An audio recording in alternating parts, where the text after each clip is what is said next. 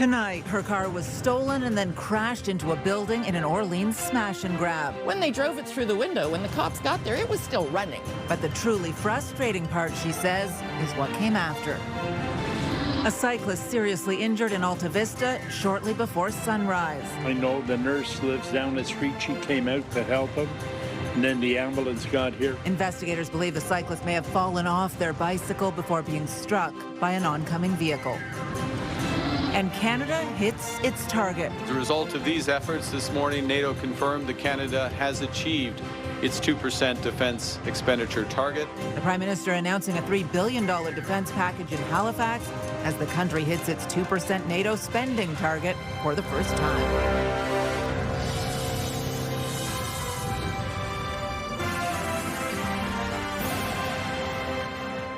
Good evening. An Ottawa woman finally has answers tonight, weeks after her stolen car was used in a smash and grab robbery.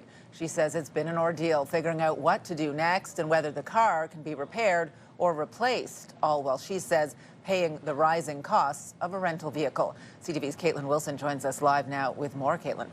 Yeah, Patricia, Gail Robertson spent weeks trying to figure out where her vehicle was after it was recovered from the crime scene. And then it disappeared again from a tow yard. As it turns out, it was taken to an Orleans auto shop, and weeks later, she's being told it's a total loss.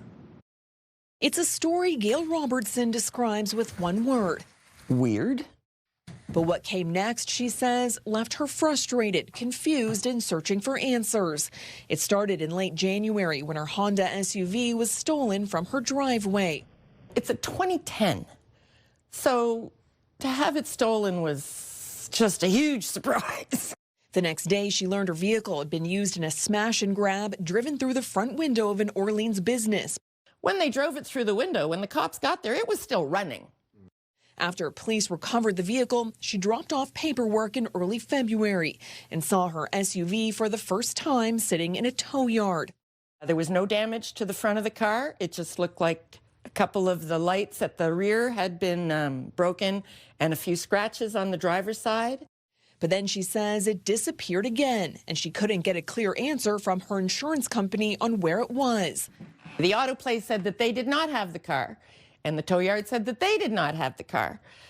And at this point, I didn't know what to do. Meanwhile, as a personal support worker, she still needed to get to work, relying on a rental car. It's over $50 a day, which is a minimum of a third of what I make. On Wednesday, weeks later, she says she finally got clarification. I've reviewed your claim, and I'm very sorry for the significant lack of communication and in an email, Intact Insurance telling her her vehicle is at an auto shop in Orleans and confirms it's a total loss, which I need an explanation for. A year from retirement, Robertson says she thought this would be her last car. Now she's facing the cost of replacing it and still has questions for her insurance company. Why didn't you follow up? Why didn't you call me back? Why didn't you do your job?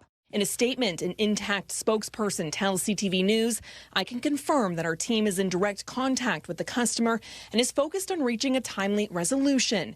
In the meantime, we are covering the car rental fees for the customer. Ed Robertson says so far she's paid more than $600 on a rental car while she's tried to locate her vehicle. Patricia? CTV's Caitlin Wilson live for us tonight. Thank you. Now, we do have more coverage of the woman's ordeal after her car was stolen and used in a smash and grab. There are more details online at ctvnewsottawa.ca. A cyclist is in hospital with serious injuries tonight after he was struck by a vehicle in Alta Vista this morning. Police believe he may have fallen off his bike before he was hit. The collision happened on Haig Drive at Pleasant Park Drive around 6:15 this morning. CTV's Tyler Fleming is here with the latest on this. Tyler. Yeah, Patricia, we've learned the cyclist is now in serious but stable condition after a crash on a residential street where police spent much of the day investigating exactly what happened. A bicycle lies on its side just over the curb along Haig Drive. Only steps away, a white sedan surrounded by green tabs as police investigate an early morning collision. Feel sorry for the person that got hit. It happened around 6:15 a.m. Police believe a man may have fallen off his bike before being hit by an oncoming vehicle. There was some freezing rain. Henry Schrock lives only a few doors down from the scene where police spent the morning investigating. They were measuring the car there in the front right wheel. I'm not sure what happened, but I know the nurse lives down the street. She came out to help him. Paramedics say the victim suffering from life-threatening injuries was rushed to the Ottawa Hospital Civic Campus despite the general being only minutes away. When patients sustain serious injuries, it's very important that we take them to the right hospital right away, and this hospital that specializes in trauma care. By mid-afternoon, a positive update. The cyclist's conditions has now been updated to serious but stable. While police work to reconstruct the crash, investigators are looking for eyewitnesses. Sometimes during that time, depending on how many drivers were on the road, how many pedestrians, so anybody who has any dash cam or saw anything, that'll be useful to the investigation. It's too early to know all the details, but advocates say there is a chance this could have been avoided. Segregated cycling infrastructure would make things better. Adding residents need to push the city to improve its safety to its network of roads. And that in this particular case, if the person had fallen in a segregated bike lane, for example, they would have fallen away from traffic. Now, the scene has since been cleared and the road is now reopened. Anyone with information is asked to contact Ottawa Police Collision Investigators. Patricia. CTV's Tyler Fleming live for us tonight. Thanks, Tyler. Well, it is budget day in Ontario. The Ford government promising tax breaks for home buyers, businesses, and spending on healthcare and education. But the 2026 budget also includes a higher than projected deficit. CTV's Queen's Park Bureau Chief Siobhan Morris has the details. Ontario is in for deeper deficits for longer, even though U.S. tariffs didn't squeeze the province's economy as much as was feared last spring. The finance minister calls his approach pragmatic. Our plan is cautious where it must be and ambitious where it should be. The government projects a deficit of almost $14 billion this year, significantly more than the $8 billion predicted in Budget 2025. Next year, a $6 billion deficit, with a return to surplus in 2028-29, a year later than previously planned. Of course, I'd prefer to have a smaller deficit. I'd prefer to balance sooner. But we have to live in the world we're in. A world Bethlyn Falvey says still has a lot of challenges. Ontario will spend $244 billion this year. $101 billion of that goes to health, 42 to other programs, and almost $41 billion to education.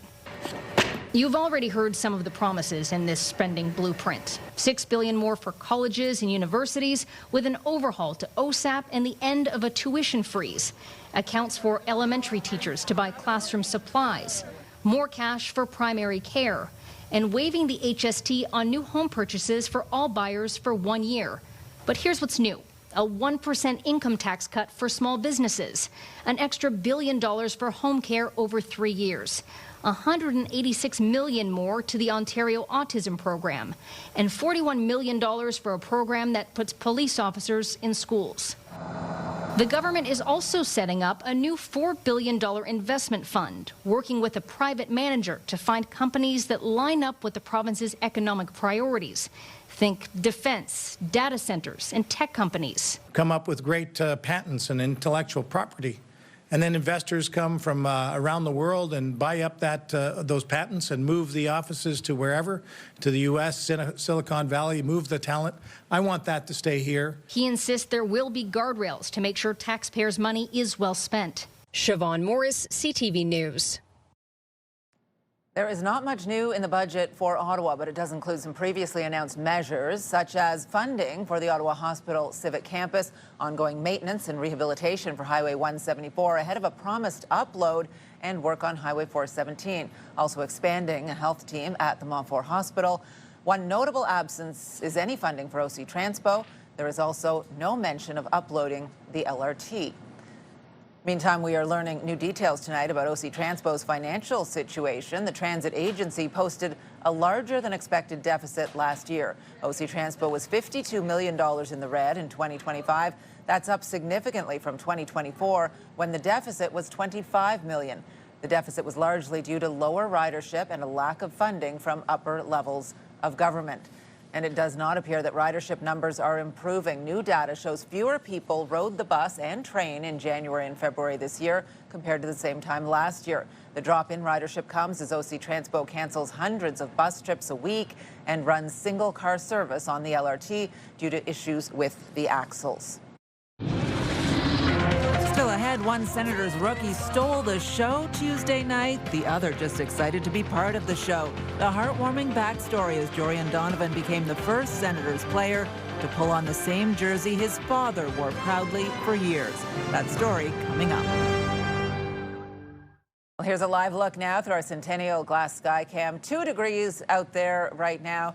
Just a beautiful evening in Ottawa. A little bit of rain coming down and the potential for that to be mixed with snow maybe this evening, Jackie? Yes, Patricia, we could see that in the next few hours or so. Take a look at this weather system that has really moved throughout southern and eastern Ontario for most of our Thursday. Specifically here, much of it was focused on Lake Ontario. So parts of Kingston, Brockville, Smiths Falls seeing majority of the rainfall. We did see some flurries throughout the day as well as on and off periods of rain. It is expected to clear out through eastern Ontario by 7 p.m. So you could leave the umbrella at home if you're going out for dinner, but you definitely want to bundle up. Temperatures, while we are getting to about 4 degrees at 9 p.m., it will quickly drop by midnight as we get northerly winds moving through 30 to 50 kilometers per hour. And again, it's going to bring that cold air where tomorrow morning it's going to feel closer to minus 17 when we start the day off. The good news is we are getting lots of sunshine, but we're only warming up to about minus 2. Now, right now, across eastern Ontario, temperatures sitting around 2 and 4 degrees. We'll get a closer look at your long-term forecast in just a bit.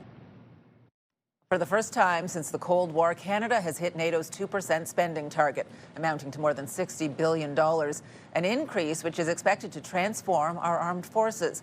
CTV's Judy Trin has more on the spending milestone and what got us there. After touring a warship, the Prime Minister announced that Canada had taken aim at a NATO target and hit its mark. In 10 months, we have invested over $60 billion in our defense and security. And as a result of these efforts this morning, NATO confirmed that Canada has achieved its 2% defense expenditure target. Getting from 1% to 2% has taken 12 years. Progress has been slow until Carney's investment surge in 2025. For the first time, all 32 NATO members have reached the 2% target. For too long, European allies and Canada were over-reliant on U.S. military might. The 2% pledge was first made in 2014. Conservative Prime Minister Stephen Harper didn't want to do it. I'm certainly not going to spend on a massive military expansion just for the sake of doing so.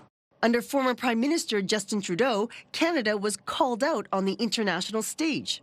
Talk about riding on America's coattails. They have the safety and security of being on our border. Movement didn't happen until the biggest player in the alliance uttered threats. And I said, if you don't pay your bills, we're not going to participate, we're not going to protect you. Canada may have spent more than $60 billion on defense in 2025, but the military is still short about 15,000 soldiers, and from jets to ships to submarines, half of the equipment isn't working. We are still waiting for new submarines. We are still waiting for new tanks and other armored vehicles for our Army. And we are still a long way from having new warships. The overall readiness, the ability of the military to actually conduct a military operation or go to war is at a multi-generational low point right now. Going forward, Canada and other NATO members are committing to spending 5% of GDP on defense by 2035. For Canada, that means spending $150 billion annually. Judy Trin, CTV News, Ottawa. The Ottawa Senators are working towards a partnership with the Algonquin Anishinaabe Nation for the future LeBreton Flats Arena. Last summer, the Sens and NCC reached an agreement for the sale of 11 acres of land at LeBreton Flats.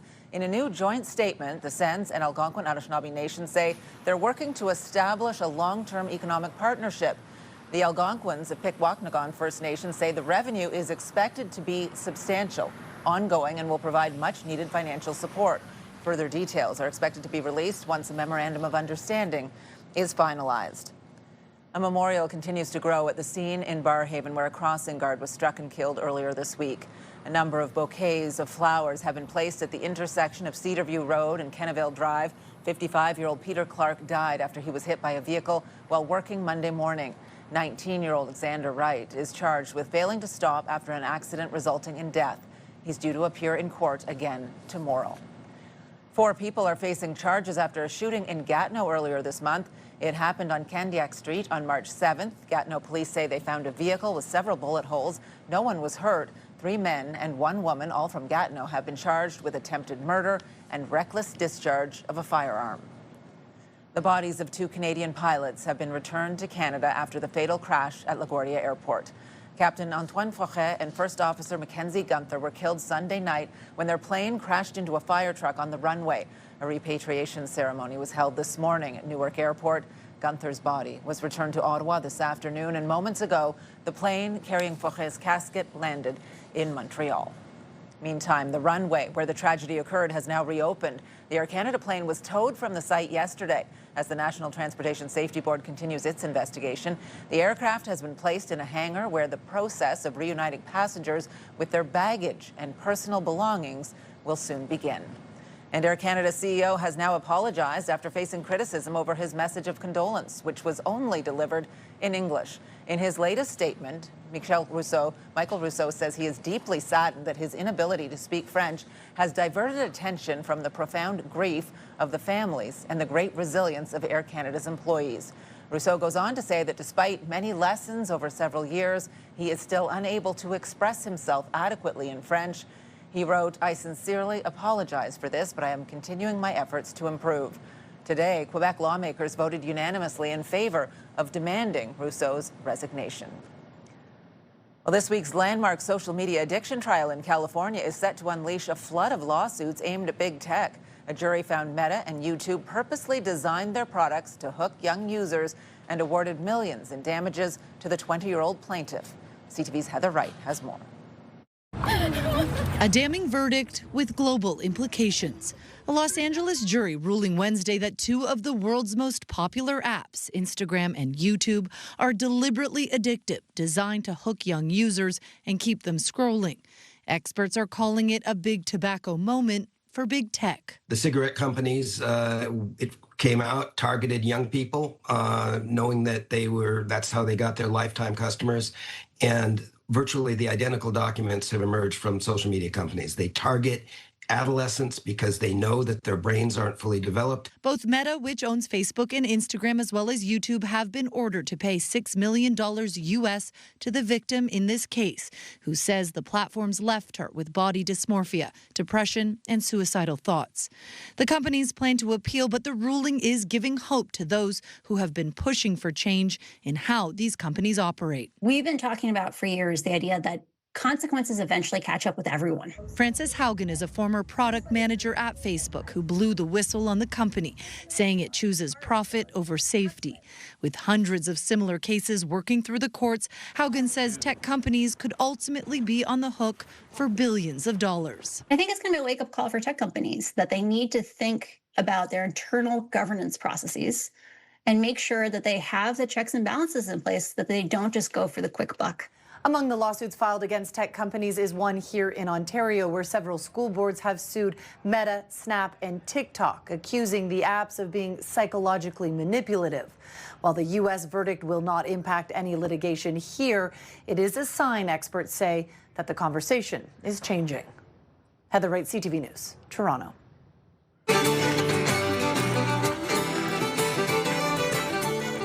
Just ahead, we highlight 3 good things happening in the capital, including some free programming coming to Bluesfest this summer.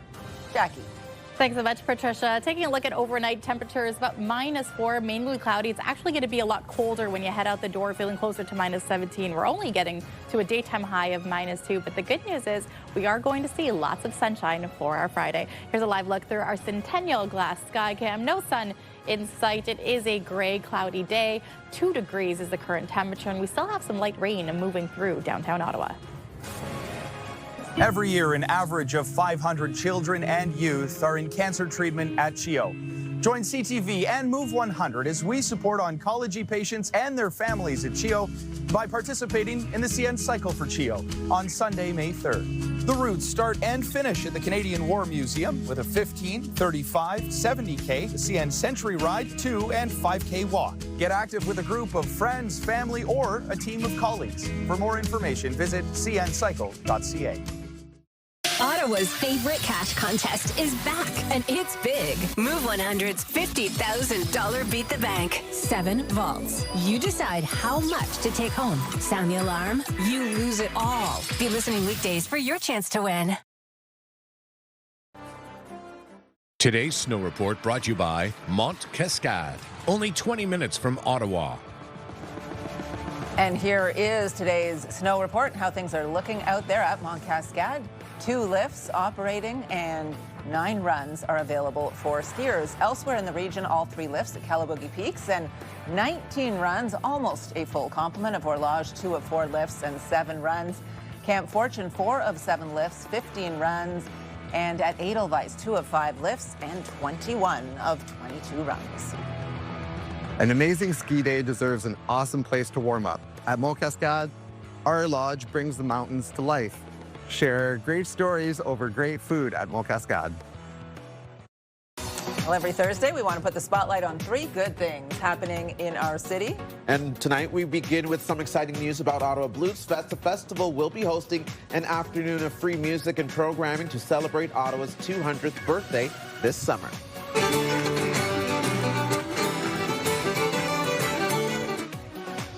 Natalie McMaster and family, choir. Both groups will be among the performers on the longer list. There will be showcases from Blues in the Schools and Be in the Band.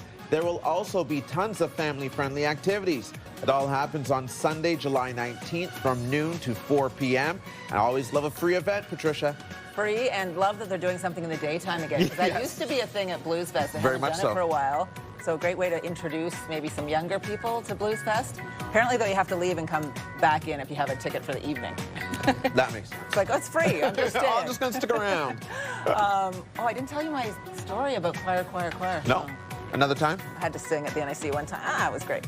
Ottawa OPP Constable Brendan Pacey among 31 Canadians honored for bravery at Rideau Hall today. Your Excellencies, Constable Pacey.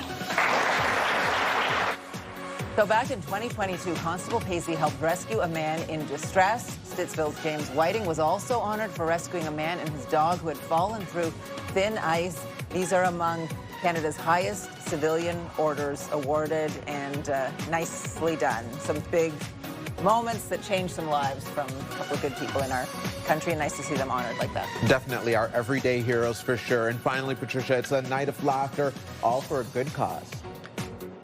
The Laugh for the Cure fundraiser in support of the Ottawa Cancer Foundation is underway as we speak. Business and community leaders, including Pure Country's Gord St. Dennis, are taking to the stage to try their hand at stand-up comedy. No easy feat, folks, while raising money to help in the fight against cancer. I am headed over to the Westin after the show for this. It's a good underway, event. I think, like in a few minutes from now. Hopefully I won't miss too much. Not too much. Looking forward to a legit opportunity to laugh at one of my colleagues, and it's okay, right? And they got mentorship from real stand-up comedians, and then it's really impressive what they're able to accomplish in such a short amount of training time. The pros who help out the Joes. The Joes, yes. Speaking of bravery, it takes a lot of that to get up there on stage. I won't do it. Yeah, but you'll sing. I will. I'm not as funny as you are. You could do it. I'm funny when I sing. Do you have a story for us to include in our 3 Good Things segment? Something light, happy, a community event, or notable achievement to brighten up the day? You can send your ideas to ottawanews@ctv.ca. 3 Good Things is brought to you by the new Oak Tree, hand-built for life. Well, it was a bit of a dreary spring day in Ottawa today. Cloudy, gray skies over the city today. This is the view from Bate Island of the Ottawa River. There was some light freezing rain this morning and a mix of rain and snow in the forecast tonight. It actually didn't start off gray, though. It was beautiful this morning when I was out early walking the dogs in the sunshine with that sort of fresh snow on the ground. Looked really nice and then just fell apart from there. Yeah, but I think by midday we started to see more rain, a little bit of flurry, so we got a little bit mix of everything. It is lightly raining right now, but the good news is in a few hours it should clear, and then we're in for more sunshine by the time we get to Friday. So this is the weather system that is moving really quickly through eastern Ontario, and right now temperature is sitting at 2 degrees. We were supposed to get to a daytime high of 6 degrees, but it's not looking quite like we will hit that. So we are paying attention to this as well. But again, by 7 o'clock, most of the rain should have moved out of eastern Ontario. Cloudy skies anticipated into Friday, just past midnight. Then we're going to start to see the cloud clearing, and we will likely see more sunshine. But focusing on tonight's lows across eastern Ontario, about -10 in Ottawa, -9 along the Seaway. We've got -15 in Pembroke as well as Petawawa, and cloudy skies for the most part. But again, it's going to clear by tomorrow morning, where yes, lots of sunshine is in store for not just here in Ottawa, but for most of the region as well. Kingston sitting around the freezing mark. We're not going to quite hit that for here in Ottawa, as well as Cornwall and Brockville, about -2, but hopefully with that sunshine, it will feel a lot warmer. Now taking a look across Canada now, Fredericton sitting around 5 degrees. St. John, a cool 1 degree. As we go back to here in Ontario, Windsor, they got to a daytime high of 19 degrees, but it quickly dropped as the rain and the weather system moved through. 11 degrees is what it's sitting at right now. And our friends to the west, well, they're sitting below the freezing mark. Winnipeg around -10, but lots of sunshine. Edmonton around -1. Calgary sitting around -7. And our friends in Vancouver sitting at 8 degrees with some rain. Now taking a look at conditions as we look towards Friday evening and into Saturday, cloudy skies will start to move in. So that'll be the end of the sunshine. Saturday morning, a little bit of cloud cover. There might be even a little bit of flurries before we get to the noon hour, but this should clear for most of our Saturday. Less precipitation as well. Now, taking a look at our 7-day forecast brought to you by Davidson Hearing Aid Centers. Join them at the 55 Plus show at the EY Center, April 10th and 11th. Now, taking a look now, Friday, -2, the daytime high. Temperatures are going to be quite chilly for Friday going into Saturday. -12 is what we're anticipating. We're still going to be below 0 for Saturday, -1 the daytime high. And while Sunday looks promising, 7 degrees, it's looking like the chance of flurries will likely be in the early part of the daytime, because by the time we get to Monday, the overnight low will only be 1 degree. And then we're getting to 10 degrees for Monday, where we will get a mix of sun and clouds. So as we approach Easter, we are seeing temperatures starting to trend and steadily stay between 4 and 5 degrees.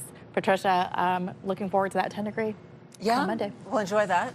A little bit of rain on April Fool's Day. That's okay. I'm sure the rest of April will be good. All right. Thank you, Jackie. You're welcome. It's Yakemchuk. Walks in, scores! Yakemchuk!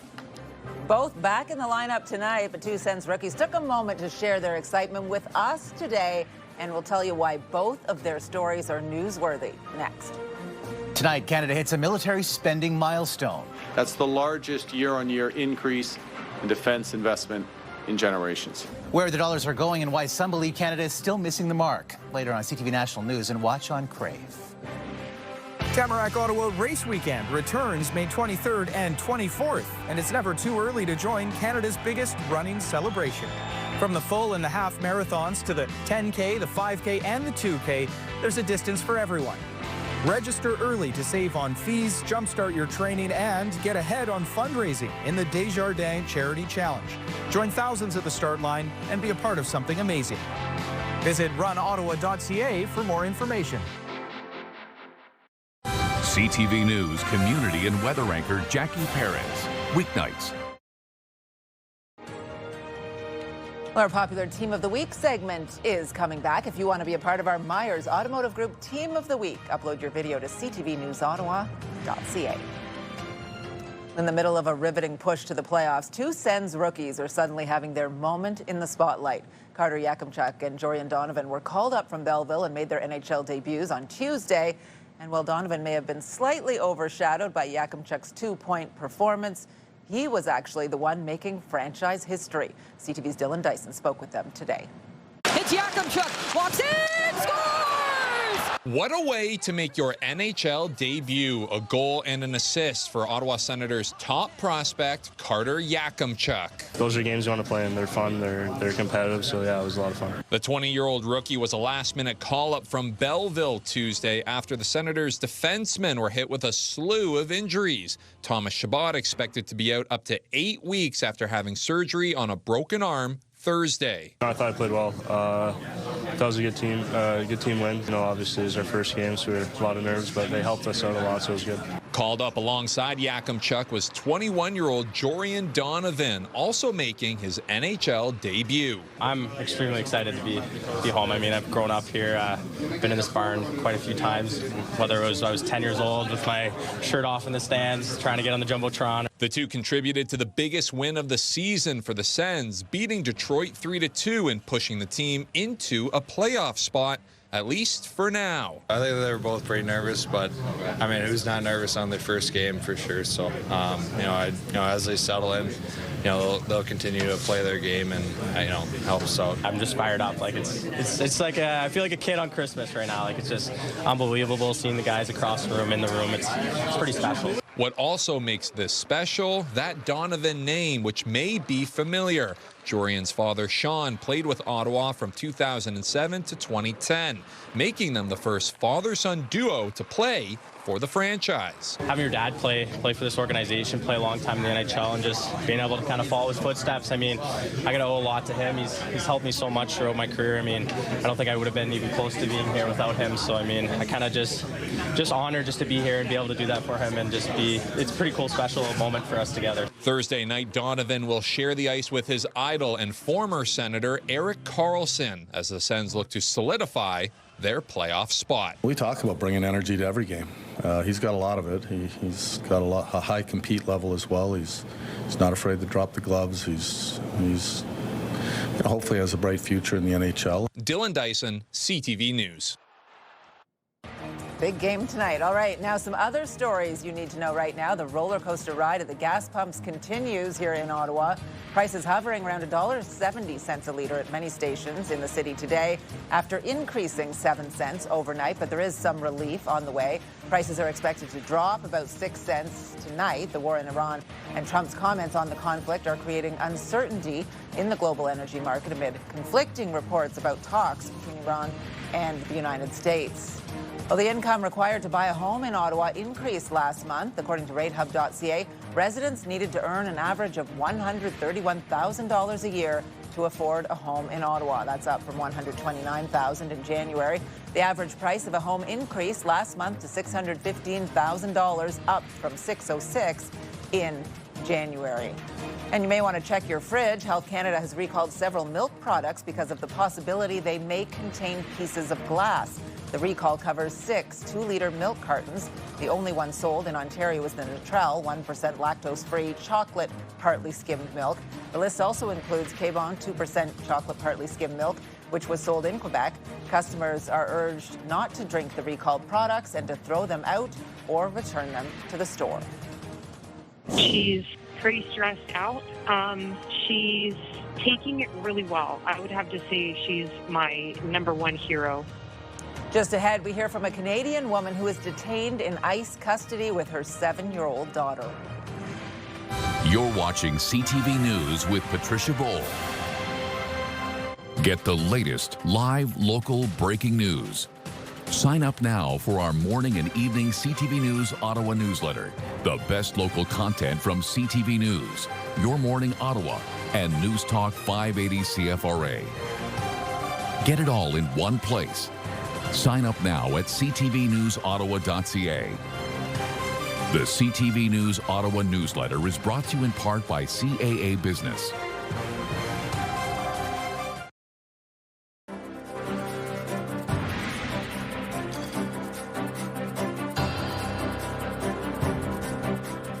New details tonight about a BC mother and daughter being held by U.S. immigration officials in Texas. Tanya Warner and her 7-year-old, who has autism, were placed into a controversial detention facility 13 days ago, despite having legal documents to be in the country. CTV's Abigail Beeman spoke with Warner from the detention facility today. I'm in jail. It's a detention facility. I've been unlawfully detained. 7-year-old Ayla Lucas and her mother, Tanya Warner, were moved to a different Texas detention center known as Dilley. She tells CTV News in a phone call Ayla is very itchy from a large rash her mom believes is caused by stress and the commercial cleaner they're given to clean their ICE-provided clothing. She's pretty stressed out. She's taking it really well. I would have to say she's my number one hero. The pair was detained at a border checkpoint on the way back to their home in Kingsville, Texas from a baby shower March 14th. Both Canadians working towards their green card. Tanya and her American husband Edward Warner maintain all their paperwork is valid. It has been an extra complicated immigration process due to his history as a registered sex offender from an incident in 1999 while a teenager. The Department of Homeland Security sent CTV News a statement saying in part, if you overstay your visa and are in the country illegally, you will be arrested. ICE does not separate families. Parents are asked if they want to be removed with their children, or ICE will place the children with a safe person the parent designates. Warner says she was never given a choice. I think a lot of this is incredibly cynical and if not misleading. Carrie Doyle was once ICE's principal legal advisor in Biden's administration, then an immigration judge fired by Trump's. She says the conditions at Dilley are concerning. So certainly to arrest a young child who's also, I understand, has special needs, and her mother is just, to me, really bad use of resources and traumatizing this family needlessly. And the government that's supposed to protect people tore her out of her environment and forced her into a processing facility and then into incarceration. This is going to be one of her core childhood memories. The local congressman calls Tanya part of the fabric of Kingsville, while a BC MLA, where Tanya is originally from, has also taken up their case. Amelia Boultby says it's the talk of Penticton. I'm in touch with various contacts at the federal government to see if we can find a legal or diplomatic avenue to either secure their release or speed up the process. And I can assure you that we are in touch with the family and we are doing all we possibly can to advocate for the well-being of Canadians. Meanwhile, Tanya tells us she has a bond hearing Tuesday and that legal costs are destroying her family. Abigail Beeman, CTV News, Ottawa. Coming up, we'll have tonight's top financial stories, including how the Bank of Canada is responding to higher oil prices. You're watching CTV News with Patricia Boal. Far side pass, and it's an early shot. He scored!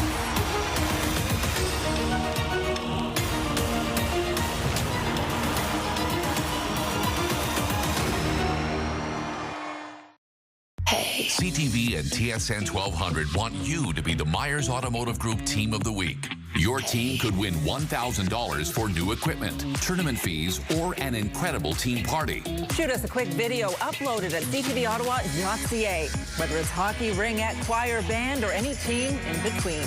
Each week, the winning team will join us live in studio at CTV Ottawa at 6 to claim their prize. Enter today for your chance to be Myers Automotive Group Team of the Week. iHeartRadio Weekenders is powered by Barhaven Ford, Ottawa's newest and largest Ford store, and Eastern Ontario's Ford EV leader. Who's ready for the last weekend in March? Time now to check in with our iHeartRadio Weekender, Tanea Taylor. Tanea. Starting off with your Ottawa Black Bears and their Marvel Superhero Night. They face off against the Georgia Swarm on Saturday in a night where heroes rise and rivalries sting. From bear strength plays to buzzworthy moments, this theme night brings comic-style entertainment and high-flying lacrosse action. Capes are optional. Energy is definitely guaranteed. Next up, also on Saturday, head to the Ottawa Family Cinema to check out GOAT, the movie in 3D. A small goat with big dreams gets a once-in-a-lifetime shot to join the pros and play Roarball. Great for the whole family. And all proceeds are donated back to the community through the Family Movie Trust Fund. Plus, there's free parking. Last on the list today is the Vanier Sugar Festival, which is back this weekend for its 41st year. It's a fully free event and a great way to get your maple fix this spring. In Vanier, it features music, live performances by local artists, games and activities for both kids and adults, lumberjack competitions, axe throwing, and so much more. Sounds like a lot of fun.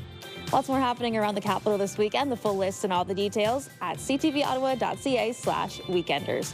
For the iHeartRadio Weekenders, I'm Shania Taylor. Have a great one. iHeartRadio Weekenders is powered by Barhaven Ford, Ottawa's newest and largest Ford store, and Eastern Ontario's Ford EV leader. Well, we heard from the Bank of Canada today about the higher price of oil. BNN Bloomberg's Marilla Fernandez has more. The Bank of Canada says that higher oil prices will push up inflation in the near term. Senior Deputy Governor Carolyn Rogers says it is the bank's priority to guard against the higher price of oil inflating the price of other goods and services. She adds that it's too early to assess the impacts of the oil price on Canada's growth, but it can boost income for energy exporters but squeeze consumers. Here are the closing numbers for the day. The Canadian dollar is down to 72.17. West Texas Intermediate is up over $4 to 94.48. Western Canadian Select, however, is down to 74.33, and the TSX lost almost 500 points today. Those are your business headlines. I'm Marilla Fernandez. Well, coming up, is this a beautiful picture that captures Ottawa in spring, or does it present the city as a desolate wasteland? A social media post by Ottawa's mayor is sparking both of those reactions. That story just ahead. It is March, Jackie. That's right, Patricia. And if you are looking to take a nice picture tomorrow morning, why not for Friday? It is going to be very sunny. -2 is going to be the daytime high. Saturday, a touch warmer, -1. We may see some flurries in the morning, but for the most part, it'll be a mainly cloudy day. Sunday, though, 7 degrees is anticipated, so we're keeping a close eye and trying to get to our Sunday. Here's a live look through our Centennial Glass Sky Cam. It's 2 degrees out there right now. Sadly, no sunshine. A little bit of rain, though. That will clear by later this evening.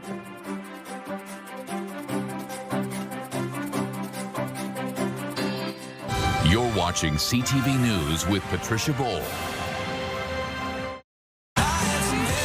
Pure Country 94. Ottawa's home for the best country music. Listen for your chance to win $50,000 with Pure Country's big $50K payday.